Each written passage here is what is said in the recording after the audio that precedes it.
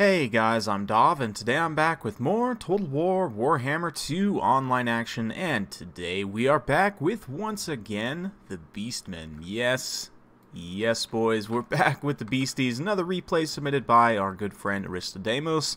He's up against Riggson's Greenskins.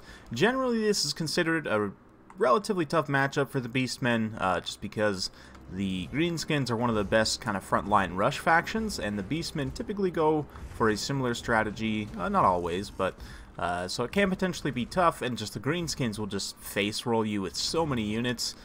Very cost effective, and overall the Beastmen can have a tough time here, but I sort of, in a video I made the other day about the matchup, I sort of theory crafted a list with the Eye of Morslib and a nice spread offense with a whole bunch of units all over the field to kind of spread your opponent out and drag them down and really capitalize on that Cygor. And Aristodemos was inspired by that and sort of put together his own version of that type of build here. So he's got the Eye of Morslib, we've got Ungor Spearman Herd, some Centaurs with throwing axes here. Over here we've got regular Centaurs with Chaos Poison Warhounds, Ungor Herd, one unit of Ungor Raiders, and some Razorgore Chariots, Ungor Spearman Herd as well. And then over here in the woods, we've got a Brayshame Lore of Wild, Kazrak the One-Eye on a Chariot, and a Brayshame Lore of Shadows, so double caster. We've got Viletide here, just for the Vigor refresh. Viletide, of course, will pop this here Bestial Surge, give Vigor map-wide and charge bonus. We've also got the Brayshaman here with, looks like Melkos and Enfeebling Foe. Both of them also have Jagged Daggers for regeneration, magic regeneration that is, and Razorgore Herds as well. For the Greenskins, you can see Azag over there harassing with some Spirit Leech. We have this very brave Arachnarok Queen here. It's currently getting ambushed by the Beastmen.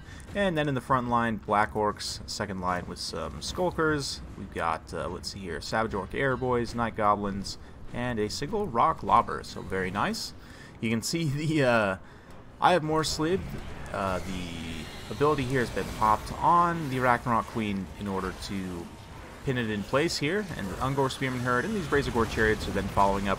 Razorgore Chariots will actually do a bit of armor-piercing damage, and like this little rear charge right here by the Brayshaman will actually do a surprising amount of damage. The armor-piercing of these Chariots is definitely pretty legit, and because of their attack animations, the HOGS are the ones that actually do the attack animations when charging, so they can actually do pretty decent damage to single entities, weirdly enough.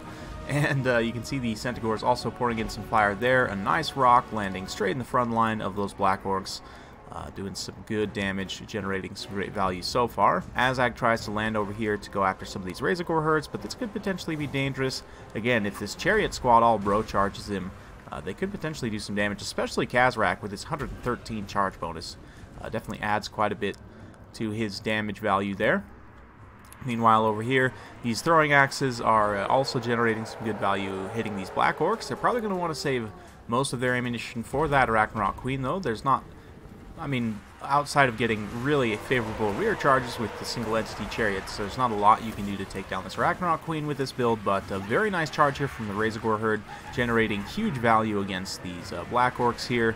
Granted, they are going to enrage almost immediately, but still, that charge right there just generated some awesome value. And the Chariots also marauding in the back line, going to be getting after those Airboys.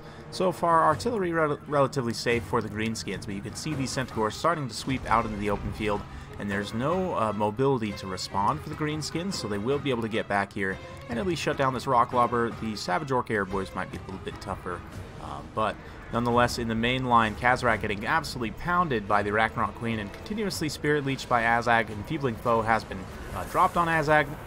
Looks like we're getting a Wa map-wide as well, so a nice timing push from the Greenskins. All these boys going to be getting extra speed and charge bonus and everything, including Azag himself, which is going to be very favorable. He actually charges the unit of Chariots in front and then pins Kazrak back so he can get trapped by these Skulkers, he can get smoke bombed. And also this Arachnarok Queen obviously can come in and do a ton of damage there as well. Maybe not. Nonetheless, Kazrak's pretty much done for anyway, and this Brayshaman needs to get the heck out of dodge as well. But this is allowing these Centaurs with throwing axes to get some good damage done on the Queen there with their little tomahawks they're chucking there. Meanwhile, the Centaurs actually did clean up those Savage Orc boys in the backline without too much issue, but the Chaos Boys and Warhounds not able to hold their leadership well at all, just routing them immediately from those Spider Hatchlings. I've never understood why the Spider Hatchlings and Spider Rider units don't cause fear, but that's just me. Yeah, you can see the throwing axes here might actually be able to get some good volleys and potentially finish off Azag, but he is going to go ahead and scurry away there before they can get too close. The balance power heavily in the Beastmen's favor, despite the fact the Greenskins are kind of the ones pushing the field right now. And this could potentially be bad. If this Eye of Morslib gets isolated here and gets taken down, that could potentially bring the battle back for the Greenskins. Sometimes with the Beastmen, their balance of power stuff gets a little bit out of whack, and even though the battle seems, you know, way out of your favor, it's actually not, and especially in a situation like this. But you can see this big old bro charge coming in, and they should be able to screen out the Eye of Morslib. It's tough with the chariots, but he does manage to get through those Ungor Spearman herds somewhat. Nope, actually the chariots are now pinning him in, which is a little bit unfortunate, but he should be able to force path through a little bit awkwardly there. Meanwhile, Azag flying back over. He's still got some Spirit Leeches, I'm sure, left in his pocket, and there are some characters still to go after here. This Bray Shaman, Lord of Shadows. The other Bray Shaman, I believe, was routed off before I got the chance to see. But yeah, the Beastmen now getting relatively low on leadership units. Well, yeah, just about out of leadership units, actually. But the balance power is still relatively even. You can see now, though, it is creeping back more towards even as these leadership units go down. Eye of Morslib is able to escape, though, which is definitely pretty favorable. We'll see. There's definitely still a lot of battle left. These Ungor Raiders can potentially get some good fire in. A lot of armored targets, but like if they were to shoot at these nasty Skulkers, for example, that could generate some great value. The Centaurs with throwing axes, obviously, still plenty of ammo and models left, and of course they have perfect vigor, so they can last very well in this late game here. A little bit of a mistake by these Centaurs to kind of commit so hard to chasing routing units, but they're also completely healthy and completely full vigor as well. But yeah, you can see some regrouped chariots here. Azag going to come down and quickly terrify away some Ungor Spearman herd, but the Eye of Morslib once again able to fire in. Did it actually get a rock on those Skulkers? I'm not sure, but the Raiders did turn to fire there. But the Unbreakable Gobbo's actually coming in, and they'll do okay. They were able to poison the Eye of Morslib. They have okay-ish stats, and actually, Eye of Morslib has great attack. Defense isn't the best, so they will be able to do a bit of damage. Azag also following up now with some Black Orcs, so it's going to be tough stuff.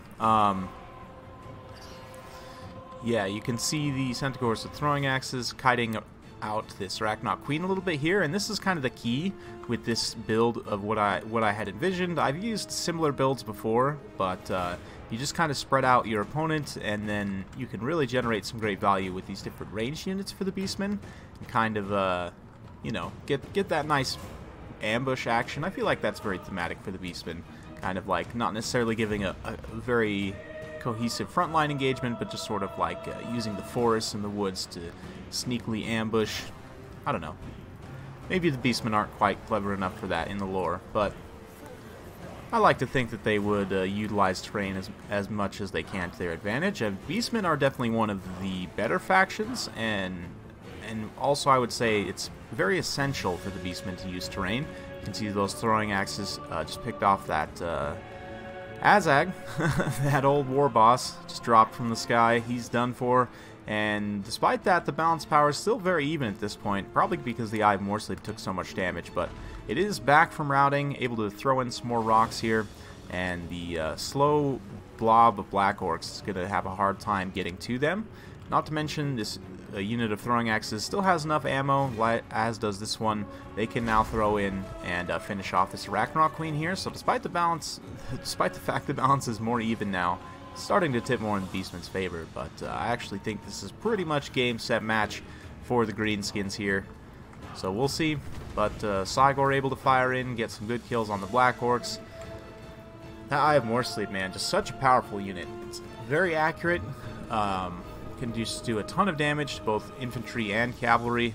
Obviously not great against single entities, but you'd be surprised, especially flying single entities if they're quite big, like a dragon or something. Can actually get some decent hits in. But, yep.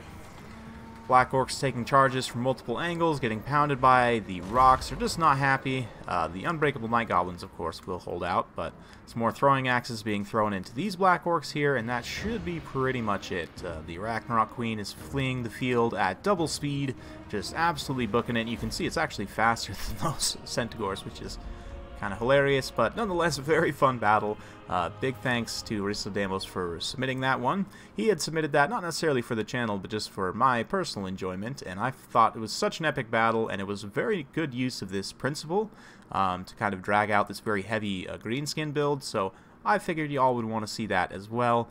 In terms of the army breakdown here, I mean, the Greenskin's able to rack up quite a few kills, despite everything, still able to just about come back, and the fact that Azag was able to kind of snipe these 3 leadership units pretty effectively meant that the Beastmen were having major issues with terror routing, but you can see the Centaurs that swept through the back line got a ton of kills, cleaned up, you know, the Rock Lobber, all the archers, so that was a big portion of this army negated. And then the Black Orcs, while they did get some kills, they definitely got pounded out. 114 kills on the Eye of Morsleep at the end of the day.